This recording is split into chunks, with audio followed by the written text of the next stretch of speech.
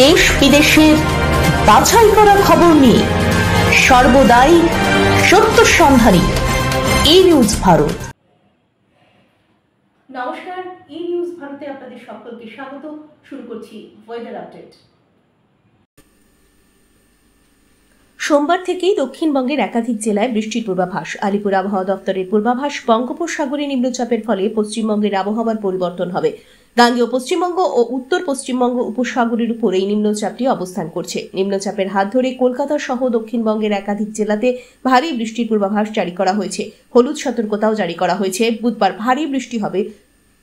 আলিপুর আবহাওয়া দপ্তর জানাচ্ছে, রবিবার দক্ষিণবঙ্গের একাধিক জেলায় বজ্রবিদ্যুৎ সহ হালকা থেকে মাঝারি বৃষ্টি হতে পারে। বৃষ্টির পূর্বাভাস রয়েছে কলকাতা, উত্তর চব্বিশ পরগনা, দক্ষিণ চব্বিশ পরগনা, পূর্ব মেদিনীপুর, পশ্চিম মেদিনীপুর, হাওড়া, হুগলি, ঝাড়গ্রাম, পুরুলিয়া, বাঁকুড়া, পূর্ব বর্ধমান, পশ্চিম বর্ধমান, বীরভূম, মুর্শিদাবাদ এবং নদিয়ায়।